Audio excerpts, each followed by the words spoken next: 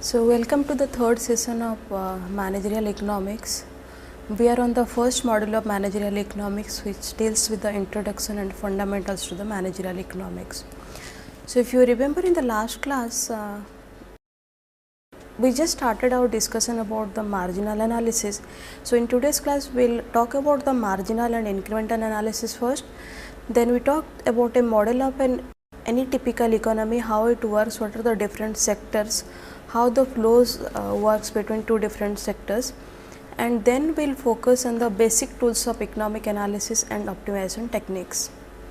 So, coming to the marginal analysis, as we discussed in the last class, marginal is always a unit change in any of this variable, whether the variable is cost, whether the variable is revenue, whether the variable is utility.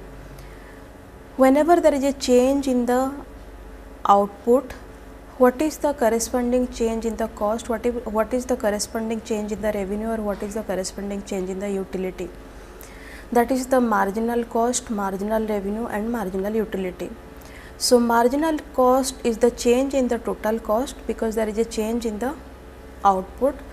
Marginal revenue is the change in the total revenue because there is a change in the output.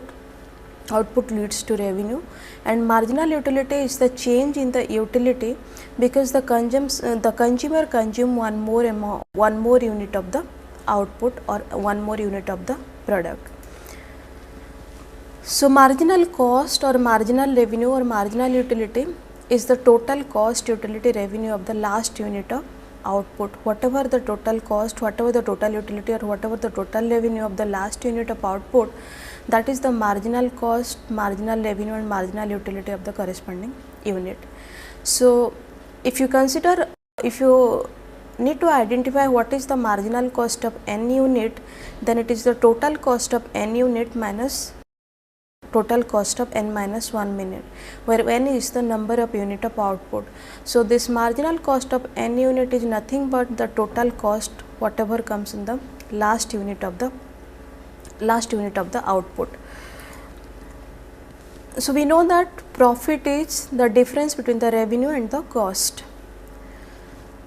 Whenever there is a change in the total revenue due to unit change in the output, that we get as the marginal revenue.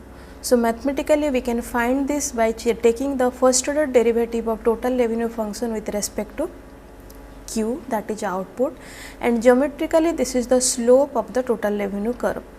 Similarly, change in the total cost coming from the unit change in the output, that gives us the marginal cost, and mathematically we find marginal cost by change in the total cost with respect to change in the Q, or that is output.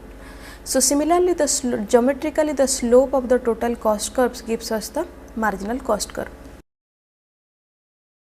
We will take an example to understand all this concept, particularly with respect to marginal analysis. So, if you look at in the table, this is a hypothetical table. So, this is not a information relevant to the real world.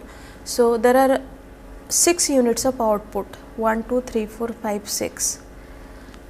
The second column gives us the total revenue, the third column gives us the marginal revenue, the fourth column gives us the total cost, the fifth column gives us the marginal cost, and the last column gives us the profit. As we know, the total revenue is equal to total profit is equal to total revenue minus total cost. So, if you look at when there is 1 unit of output, the total revenue is 20,000 and total cost is 4,000. So, the profit comes as 16,000. Since there is only 1 unit, there is no marginal revenue associated with this unit of output. When there are 2 units of output, the total revenue is 34,000, marginal revenue is 14,000. Now, how this marginal revenue comes? This marginal revenue is the difference between the second unit and the first unit. Similarly, what is the total cost? Total cost is 8,000. Here the cost is fixed because for 1 unit if it is 4,000 and for the second unit it is 2 units it is 8,000, then the cost remain constant. So, if you look at, we will get a constant marginal cost because the per unit cost is remain constant. So, in this case total cost is 8,000 for 2 units and marginal cost is 4,000. Now how we get this marginal cost is 4000, that is the difference between the second unit of output, the cost associated with the second unit of output and cost associated with the first unit of output. So this is 8000 minus 4000, so marginal cost comes to 4000. In this case, how we will find out the profit? The profit is total revenue is 34,000 and total cost is 8,000. So 34,000 minus 8,000, that gives us 26,000 as the profit for second unit or the 2 units of the output. Similarly, for the third unit of output, total revenue is 42,000, marginal revenue is 8,000. How we get the marginal revenue here? The difference between the third unit of the total revenue and second unit of the total revenue. So 42,000 minus 34,000, that gives us 8,000 as the marginal revenue for the third unit of the output or the for 3 units of the output. Now what is the cost over here? Considering unit cost remain constant, for 3 unit it should be 12,000.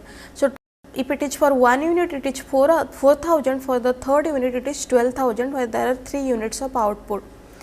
Marginal cost, again it is same, because it is the difference between the third unit of the total cost and second unit of the total cost.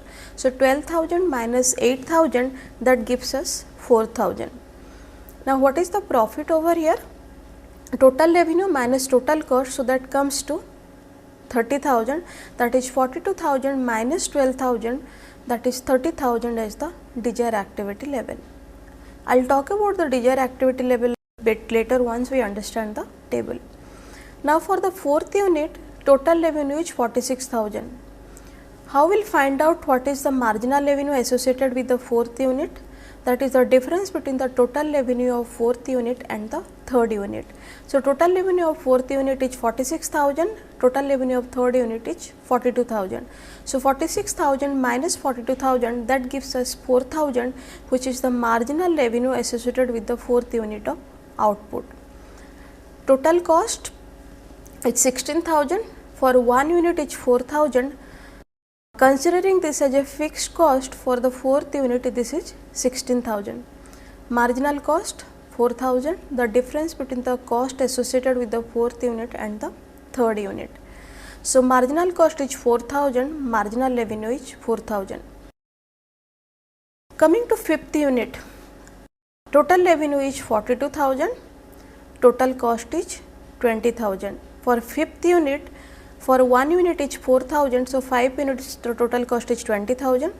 Now what is the marginal revenue and marginal cost? Marginal revenue is the difference between the fifth unit of total revenue and fourth unit of total revenue. So this is 48,000 minus 46,000, so that comes to 2,000. And what is the marginal cost? It is constant, the difference between the cost associated with the fifth unit of output and fourth unit of output. So marginal cost comes to 4,000 for fifth unit. Then it comes to sixth unit. Sixth unit, the total revenue is 49,000. How to find out the marginal revenue? Again the difference between the sixth unit and the fifth unit. So in that case, if you look at, there is a difference of 1,000 over here as the marginal revenue. Cost is 24,000, given 4,000 as the per unit cost. When we are using 6 units, so this becomes 24,000. So the marginal cost is the difference between the cost associated with the 6th unit and 5th unit, so that comes to 4,000. Now what is the profit in the case of 5th unit and 6th unit? For profit is 28,000 in case of 5th unit, that is 48,000 minus 20,000, and for 6th unit this is the difference between the total revenue 49,000 and the total cost 24,000, where the profit is 25,000. Okay.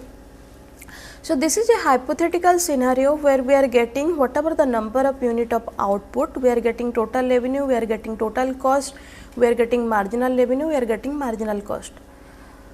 From the difference between the total revenue and total cost, we are getting the profit. Okay. Now for any producer, what should be the desired activity level and what should be the absolute activity level? Now what is the difference between the desired activity level and absolute activity level? That is on the basis of the profit and on the basis of the what is the value of marginal revenue and marginal cost. So if you look at the cost remain constant, marginal cost remain constant, marginal revenue is going on decreasing. It started with 14,000 and it reached to 1,000, and marginal cost remain constant because the per unit total cost is remain constant, that is at 4,000. So in the first case the producer is getting profit as 16,000, second case it is 26,000, third case it is 30,000, fourth case it is 30,000. Now between third unit and fourth unit, one is desired activity level and second one is the absolute activity level. Now why this is a desired activity level? If you look at in the third unit, still the marginal revenue is greater than the marginal cost. It means the per unit revenue by the third unit is more than the per unit cost associated with the third unit. So still it is profitable for the producer to go further, because by producing one more unit he is getting a profit, same level of profit, but the marginal revenue is still greater than the marginal cost. So when he is operating in the fourth unit, the marginal revenue is 4,000 and marginal cost is also 4,000. So this is the point, the marginal revenue equal to marginal cost. If the producer is going beyond fourth unit, then the revenue is decreasing, cost remain constant. So the marginal revenue is less than the marginal cost. What does it imply? It implies that whatever the last unit revenue, by producing one more unit of output, whatever the revenue generated at the last unit, that becomes less as compared to the whatever the cost incurred by the last unit. So marginal revenue is less than marginal cost. Now what happens in case of second unit or third unit? In case of second unit and third unit, the marginal revenue is greater than the marginal cost. It means still there is a scope for the producer to produce more, because the per unit revenue generated in the last unit is more than the per unit cost associated with the last unit. So for unit 4 is the point where the marginal cost is equal to marginal revenue. Any unit above this, the marginal revenue is greater than marginal cost. Any unit below this, the marginal cost is greater than marginal revenue. So the choice between the producer is to operate whether in the third unit or whether it in the fourth unit. So using marginalist principle, we'll say which one is the ideal level, whether it's third unit or whether it is the fourth unit.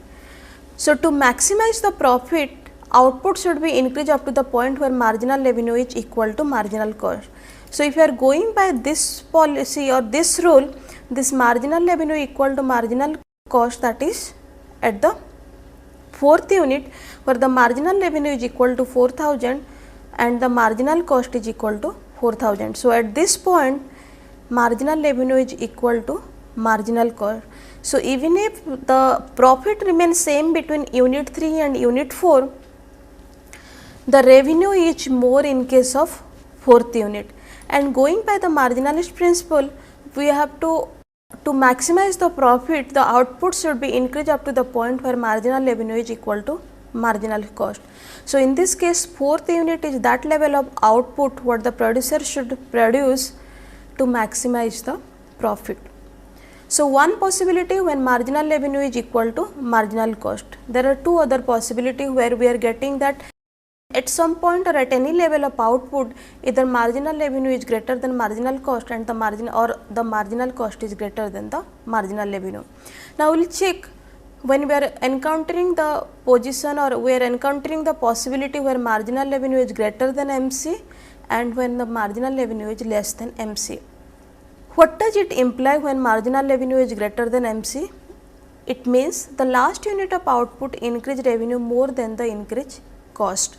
So this is profitable for the producer to produce more because the last unit of output is generating more revenue than the cost. Now what is the other possibility? Marginal revenue is less than marginal cost. It means the last unit of the output increase cost more than its increased revenue. So, the cost incurred in the last unit is more than the revenue generated. So, it is not it may not be the profitable for the producer to go beyond this or produce at this level, because they are not generating extra revenue, rather they are generating extra cost, and whatever the extra revenue they are generating, that is less than the extra cost. So, marginalist principle is always marginal revenue is equal to marginal cost, and this is the profit maximization principle, and this we are going to follow in case of our managerial economics, that in order to maximize the profit there should be equality between the marginal revenue and the marginal cost. So, in the last few minutes we are discussing about the marginal analysis. So, what is the basic understanding about the marginal analysis? What is the change in the revenue, what is the change in the cost, or what is the change in the utility? It is total revenue, total cost and total unit when there is a per unit change in the output. So, basically marginal analysis deals with per unit change in the variable. When you take this to a real life example, maybe we get some situation, we get some examples where per unit change is not possible. The change is not per unit, the change is chunk. If it is a per unit change, sometimes there is a difficulty in evaluating, sometimes a difficulty in estimating. So, the particularly in those time period, the change is not per unit, change is in a chunk. So, in reality variable may not be subject to unit change always, and specifically at those situations we need the incremental concept in order to analyze whatever the change and how it affects the other variable due to this change. So, incremental concept is applied when change is not necessarily in term of single unit, but in a bulk unit. So, marginal is specifically per unit change, and when there is no per unit change, in this case we use the term incremental concept for the change in bulk, not change in the single unit. Now, it estimates the impact of decision alternatives. Sometimes some decisions that may not lead to per unit change, the change is in term of bulk. So, in that respect incremental analysis estimate the impact of the decision alternatives. Now, we will check what is incremental cost and what is incremental revenue. Incremental cost is the change in the total cost as a result of change in the level of output or investment, whatever may be the variable. What is incremental revenue? This is the change in the total revenue resulting from a change in the level of output or the price. So, when there is a change in the level of output, when there is a change in the level of price, what is the change in the revenue? That is incremental revenue. And what is incremental cost? When there is a change in the total cost as a result of change in the level of output or the investment. And how the manager decides, like marginalist principle, the profit maximization rule is marginal cost is equal to marginal revenue. Similarly, in case of incremental analysis, how the manager decide whether the decision is profitable or whether the decision is not profitable. Managers always determines the worth of a decision on the basis of the criteria, that is incremental revenue is incremental cost. So, whatever the decisions are taken, the outcome should be that incremental revenue should be greater than the incremental cost because of this typical decision or because of this typical change. So, if you look at marginal also deals with change, incremental also deals with change. Marginal analysis deals with change for one unit and incremental analysis deals with change in the unit change in the bulk, not the single unit. Okay. So, we will take an example in order to understand the incremental analysis. Suppose the firms decide that they will go for online selling. Okay. They feel that, or they adopt a strategy that if they are going for online selling, it will be profitable for their firm. So, this is one kind of decision taken by the firm that they are going for online selling in order to increase the revenue, or in order to increase the sales which will increase the revenue. So after going for online selling, there is an increase in the sales of the farms. Okay. Now what is incremental revenue here? Incremental revenue is that there is an increase in the sales of farm due to introduction of online selling. Online selling is the decision. Due to online selling, there is an increase in the sales of firm, that leads to increase in the revenue. So increase in the total revenue due to increase in the sales of firm, that is incremental revenue. Now what is cost here? Cost of launching the online selling mechanism. When they have taken a decision for introduction of online selling, it involves some amount of cost that increases the total cost of product. So cost of launching the online selling mechanism is the incremental cost. Increase in the revenue due to sales of increase in the sales of farm is the incremental revenue. So if incremental revenue is greater than incremental cost, decision of introducing online mechanism is right. Now manager on what basis he will take a call that whether he should go with the, whether he should continue with the online marketing, online selling, or he should stop it. For him the decision criteria is that till the time the incremental revenue is greater than incremental cost, the decision of introducing online mechanism is right and the manager will continue with this decision. If it is not, then if the incremental revenue is not greater than incremental cost, then this decision is not bringing any profit to the firm and the manager will discontinue this online selling. So incremental analysis, the decision rule is incremental revenue should be greater than incremental cost in order to bring the whatever the decision taken by the firm to be profitable. Okay. So as we discussed, if you compare between the marginal versus incremental analysis, always the marginal analysis is relates to 1 unit of output and incremental analysis relates to one managerial decision, it may involve multiple unit of output. So marginal is strictly deals with 1 unit of output and incremental is always deals with the decision which involves more than 1 unit of output. Then we will come to take a typical model of an economy and we will see what are the different factors, so what are the different sectors here and how it works, or what is the money flow, what is the real flow for each sectors and how generally typical economy works here. Okay. So if you look at in a typical economy, there are 4 sectors. One is factor market, second is product market, third is household and fourth one is business firm and fifth one is government sector. So if you look at, if you are not considering market as the sector, there are typically 3 sectors. One is household, second one is government and third one is business firm. Okay.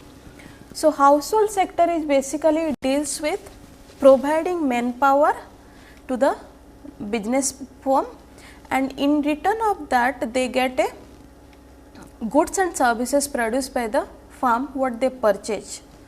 Government sector does a transfer payment to both the household sector and the business firm and in return of that they get a tax and fee from the both the household firm and the business firm. So let us first analyze the flows between 2 sector, household and the government sector. Okay. Now household provide manpower to the government sector and in return of it they get the wages and the salaries. Now what the government sector gets out of it? The government sector gets taxes and fees, what is the revenue of the government sector, what they gets from the household sector. Now the third sector is business firm. Now what is the relationship between the government sector and the business firm? They get a business firm gives a transfer payment to the government and governments pay for their purchases of their goods and services produced by the business firm and also the business firm gives tax and fees to the government sector which is their revenue. Now, what is the relationship between the household sector and the business firm? Households provide the input in term of manpower to the business firm to produce the goods and services. In return of that, they get the wages and salary. And what is the outcome of the business firm, or what is the output of the business firm? They produce goods and services, they sell it in the open market, and they get a payments for their purchases from the household sector and from the government sector. So, if you simplify it, household sector and business sector, how they are related?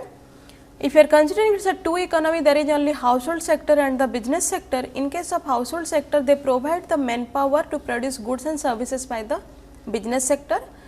In return of that, they get the wages and salaries from them. Business sector use the manpower from the household sector. They utilize that for the production of goods and services. What they sell it to the household sector, and in return of that they get a payment for their purchases of the goods and services. How household sector and government sector they are dependent? Household sector again provide manpower for the to the government sector. In return of that they get the wages and the salaries. They pay tax and fees to the government, which is revenue of the government, and government sector provides transfer payment to the household in term of the pension and different type of payments benefit. Okay. Now, in order to facilitate these payments of the, in order to facilitate the sales of goods and services of business firm to the household and the government sector, there is product market. So, business firm after producing the product, they send it to the product market in order to sell those goods and services. So, there is a product flow from the business firm to the product market. Product market determines the product price which is consumed by the household. So, household buys the product from the product market. There is a product flow of goods and services from the product market to the household.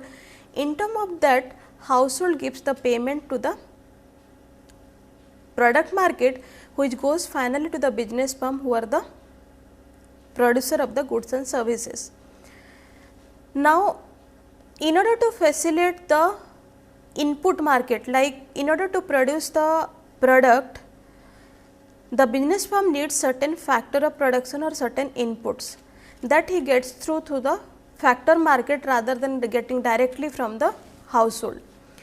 So, household provides labor and capital to the factor market, which gets used by the business firm in order to produce the product. Now, the factor market determines the factor price. Since household is providing a factors to the business firm, they are getting a factor income which is in term of wage and interest. So, wage is the payment for labor and interest is the payment for the capital. Now, after using the factors labor and capital, the business firm gives back the wage and interest to the factor market, which finally goes to the household as the factor income. So, how factor market and business firm they are related? Factor market is facilitating the factor requirement for the business firm, getting it from the household and providing it to the business firm. Business firm using the factor provided by the household produce the product, give it to the product market, and product market is sending this to household, what the household buys from the product market and get a payment for it, what is finally goes to the business firm. So, if you look at apart from the government sector, there are two major sectors, one is household and second one is business firm. Household provides the factor input to the business firm produce the product and the household again buys it from the product market and gives back the price of the product as the income of the business firm. Similarly, what is the income of the household? The income of the household is that whatever the factor they are providing to the business firm, the payment made for that, if they are providing labor it is wage, and if it is providing capital then this is interest. So, if you look at the income of the household become expenses of the business firm and the income of the business firm becomes the expenses of the household. So, all the sector they are interrelated with each other when it comes to the economic activity of the economy. Government sector is there and it is interlinked with both the household sector and the business firm.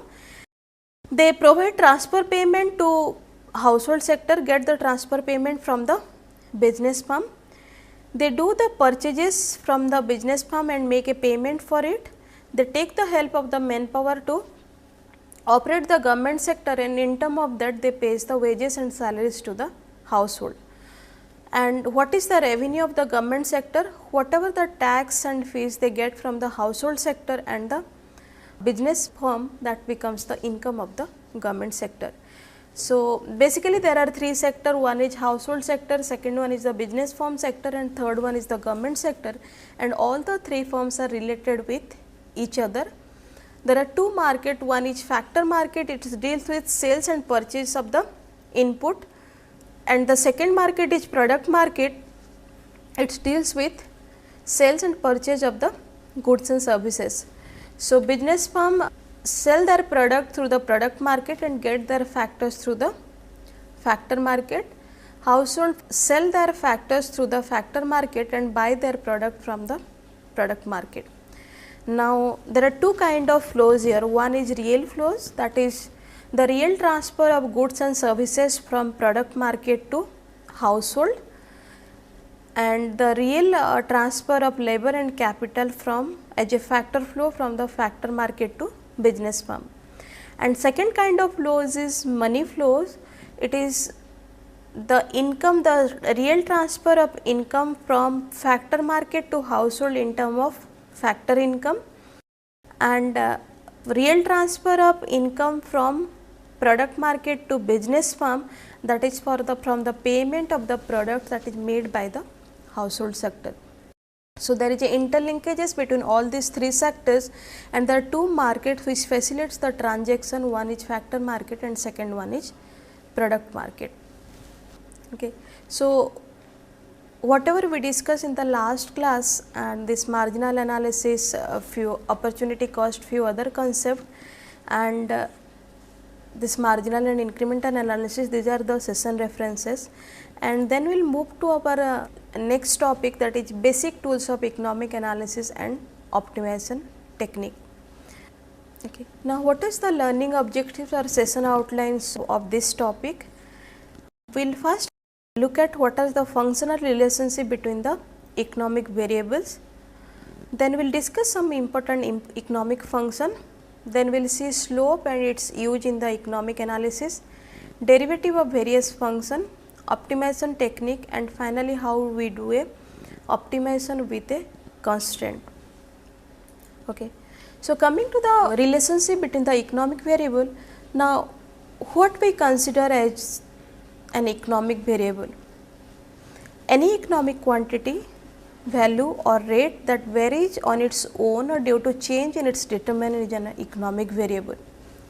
Any economic quantity or value or the rate, the variable's rate, any variable when its value, whether its rate, that changes due to its own or due to change in the determinants of each an economic variable. So, when the variable changes the value due to its own value or due to some other factors, those are considered as the economic variable. We can take the example that demand for a product, whether it is 10 units, whether 12 units and 13 units, every time it is changing a value, the demand is not constant. So, this is a economic variable. Price of the product, wage rate, advertising expenditure, these are few examples what we consider as the economic variable, where the value gets changes either due to own factor or due to change in the determinants, the factor separating the demand for the product. Suppose you take the example, why there is a change in the product price or why the price of goods increases? When the cost of production increases. Suppose you take the case of this marker, the cost of production is 10 rupees. So, price is on the basis of 10 rupees. When you add a normal profit and a tax with this, that becomes the market price for this marker. and suppose the market price of this marker is 13 rupees, out of this cost of production is 10. So, what is the determinant of this price of this marker? The cost of production. Now, on what basis there will be increase in the market price of this marker? When there will be increase in the cost of production. Suppose the increase in the cost of production has become from 10 rupees to 11 rupees. So, the market price given all other factors, the value of all other factors remain constant, the market price of this marker will go up by 1 rupees. So, it will go till, now if it is 13 rupees, it was 13 rupees, now it is 14 rupees. So, product price, in this case the product price is changing due to change in the value of its determinants. So, this is one example of the economic variable. Now, all these economic variables are interrelated and interdependent. All the economic variables, they are not independent, they are interdependent and they are interrelated. This implies that a change in one variable causes change in the value of other related variables. If they are interrelated and interdependent, when value of one variable changes, generally that leads to change in the other variable. Suppose we take the example of price and quantity of a product. If you take the same example, price of marker, earlier the price of marker was 13 rupees, due to change in the cost of production the price of marker is 15 rupees. Now, price and quantity of the product, they are interrelated. If price is more, now if it is from 13 to 15 rupees, few customer who cannot afford to pay 15 rupees for that, they will not buy this product. So, this increase in price affecting also the quantity of the product what is getting sold in the market. Okay. So, price increases, that leads to decrease in the some quantity of product that getting sold in the market. So, if you look at price and quantity of product, they are interrelated. Because of that, when there is a change in the price or when there is a change in the value of one variable, that leads to change in the value of the other variable.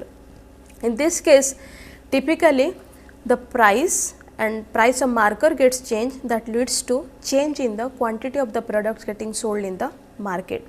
Similarly, income and consumption expenditure. If your income is more, you consume more, you spend more. If income is less, you spend less. So, if you look at income and consumption expenditure, they are interrelated. So, value of one gets changes due to change in the value of the others. Similarly, interest rate and demand for fund. If the interest rate is less, more people they go for loan. If the interest rate is high, there is at least decrease in the demand for loans because the interest rates are on a higher side.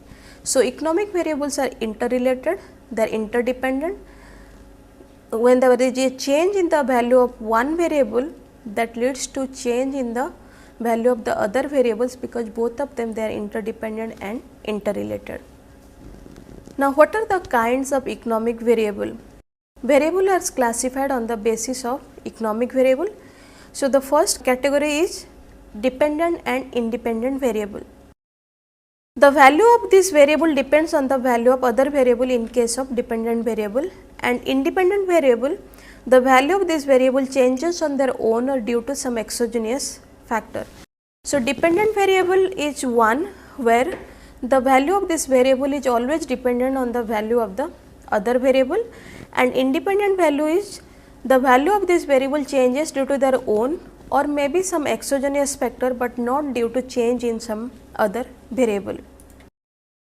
So, if you take the example of computer price and demand for computer, okay, here demand for computer is dependent, computer price is independent, because demand for computers is dependent on the computer price. When there is an increase in the computer price, that leads to decrease in the demand for computers. When there is a decrease in the computer price, that leads to increase in the demand for computers. So, in this typical case, the computer price is the independent variable and demand for computer is the dependent variable. Similarly, there is an increase in the petrol price. If you look at nowadays, there is an increase in the petrol price. Why there is an increase in the petrol price? Because there is a hike in the import oil price. So, in this case, which one is dependent and which one is independent? Petrol price is a dependent variable because petrol price is related with the value of the import oil price. Whenever there is a change in the import oil price, either increase or decrease in the import oil price, that leads to change in the value of petrol price. So, if there is an increase in the import oil price, that leads to increase in the petrol price. If there is a decrease in the import oil price, that leads to decrease in the petrol price. So, in this case, petrol price is dependent, import oil price is independent variable. So, dependent variable is one where the value of that variable is dependent on the other variables, and import oil price also, and the independent variable is one where it is not dependent on any other variable for its value, rather the value changes due to own or the exogenous factor. The second kind of economic variable is endogenous and exogenous variable. Now, what is endogenous variable? Endogenous variable is the value of this variable is determined within the framework of the analysis model. So, if there is a model between price and quantity, the endogenous variable is one where the value of price or value of quantity has to be determined within this specific framework or specific model. And exogenous variable is what? The value of this variable are determined outside the framework of the analysis model. So, any exogenous factor or any external factor will decide what is the value of this exogenous variable. Now, we will take the example of the endogenous and exogenous variable. If you are going to the same petrol price example, domestic oil price is endogenous and international oil price is exogenous variable. Okay. So, domestic oil price is dependent on the import oil price. So, in this case, the value of the domestic oil price is decided within the framework from the import oil price. However, exogenous variable is international oil price. International oil price is not strictly on the basis on the import oil price. It has some other factor, and the value of the other factor also decide whatever the international oil price. So, in this case, domestic oil price is the endogenous variable whose value is determined within the framework, and international oil price is the exogenous variable which value is decided on the basis of the external factors. Okay. Now, when we analyze the relationship between the variables, we can analyze this or we can present the relationship between this variable through three methods. One is tabular method, second one is functional method, and third one is graphical method. So, if you are taking the example of price, demand and supply, suppose there are three variables. This relationship between this price, demand and supply we can present through a graphical analysis, through a supply curve, through a demand curve, taking quantity in the right axis and price in the left axis. We can do a tabular where we can find out what is the demand and supply when the price is 1 rupees, when the price is 2 rupees, when the price is 3 rupees and when the price is 4 rupees. So, this is the tabular representation of the relationship between the variable. This is the graphical relationship between this variable, and third one is functional, which deals with the cause and effect relationship, which we analyze or which we present through a functional form. So, in this typical example, when we are deciding the relationship between demand and price, it will take a functional form which is equal to QD, which equals to A minus BP, where A and B are constant and P is the price of the product and Q is the quantity demanded for this product. So, relationship between three variable can be presented through graphical method, through tabular method or through the functional method. So, tabular and graphical form is useful when number of variables and observations are small. If it is a 2 or 3 variables, then tabular and graphical form can be used. but if it is the number of variables are more, specifically in case of economic analysis, if you look at all the economic variables are interrelated and interdependent. So, the number of variables and the number of observations are more. So, in this case it always good to use the functional form in order to represent the relationship between this variable. So, most economic problems are complex, it involves a large number of variables because they are interrelated and interdependent, and in such cases economists use a mathematical tool known as function to express the relationship between the economic variable. So, the tool is functional and we generally called it a functional representation of relationship between the economic variable. And economic analysis it is more useful because there are large number of variables. Next we will see what is a function, because function is used to represent the relationship between different economic variables. So, it is a mathematical tool used for expressing the relationship between economic variable that have a cause and effect relationship. When they are interrelated, if one is cause and other is effect, and it is a relationship between different economic variable, it is a mathematical tool. Function is a mathematical tool used for expressing the relationship between the economic variables. There are two types of function, one is bivariable function and second one is the multivariable function. Bivariable function involves only two variables and multivariable function one dependent and more than one independent variable. In case of bivariable function it has only two variables, one is dependent, another is independent.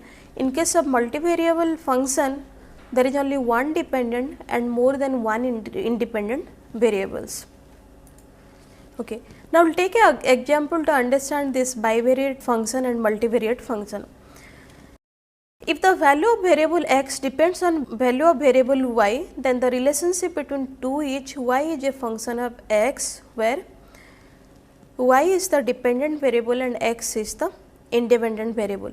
So, this is a typical function which express the relationship between y and x, where y is the dependent variable and x is the independent variable and y is a function of x.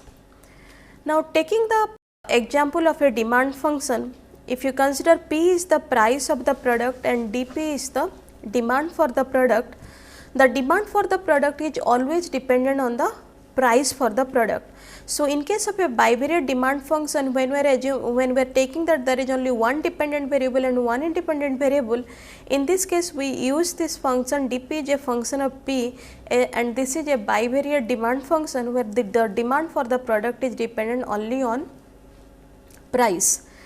Now, suppose we assume that demand for the product is not only dependent on the price, it is also dependent on the income which is represented through y, dependent on A, that is advertising expenditure, and also depend on the taste and preference of the consumer. So, in this case how we represent the relationship between the variable price, demand for the product, income, advertising expenditure, taste and preference of the consumer through a function. We know that demand for a product is dependent on price for the product, income for the product, advertising for the product and taste and preference for the product. So, demand for the product is a function of price, income, advertising expenditure and taste and preference. So, this is the example of a multivariate demand function where there are 4 independent variable and 1 dependent variable. Here the dependent variable is dP and it is dependent on 4 independent variable, that is P, Y, that is P is price of the product, Y is the income of the product, A is the advertising expenditure associated to the product and T is the taste and preference for the consumer for the product.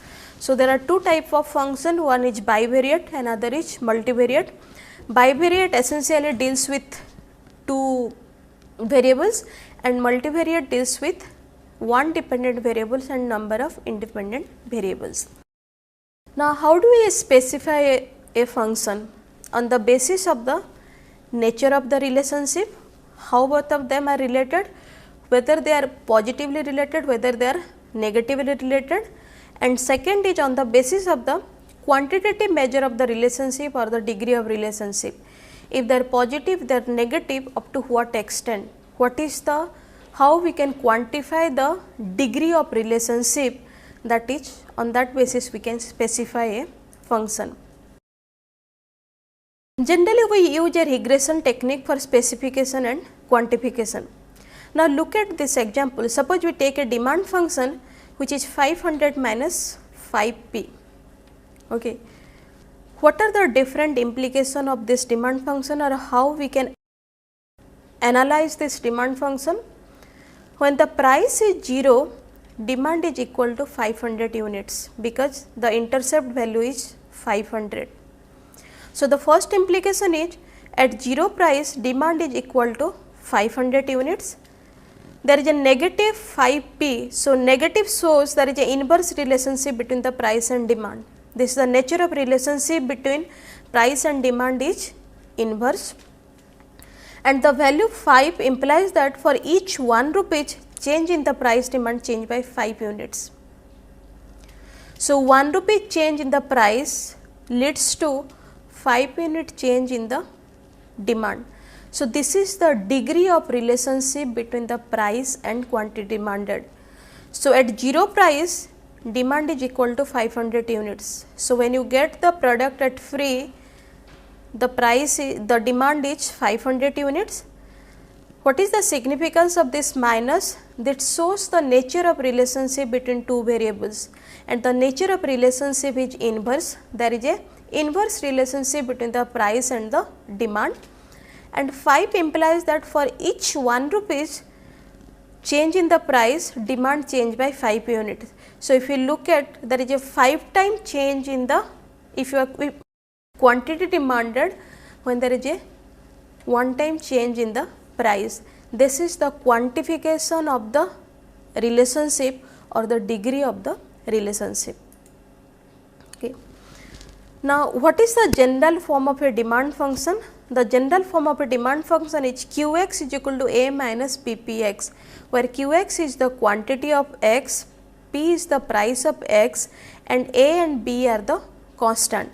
So, constant in a function are called the parameters of the function, and what is the role of these parameters? The parameters of the function specify the extent of relationship between the demand and between the dependent and independent variable. So, this A and B, they will specify what is the extent of relationship between the dependent and independent variable. They will talk about the nature of the relationship and the degree of relationship between dependent and independent variable.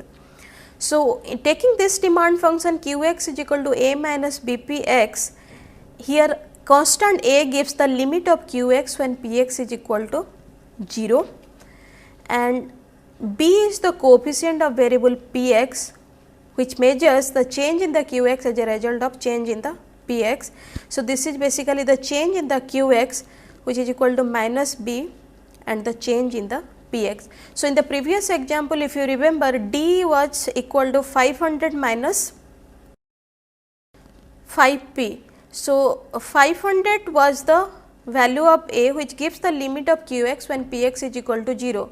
So, when price was equal to 0, 500 was the quantity demanded, and B is the coefficient of the variable Px. So, in the, if you look at in the previous example, 5p. So, 5 is the value of B, which is the coefficient of variable Px, which measures the change in the Qx as a result of change in the Px, which was 5 times, because the change in the Qx was 5, which we can get through the value of B, and change in the Px is 1. So, when in the previous example, when there is a 1 time change in the price, that leads to 5 times change in the quantity demanded.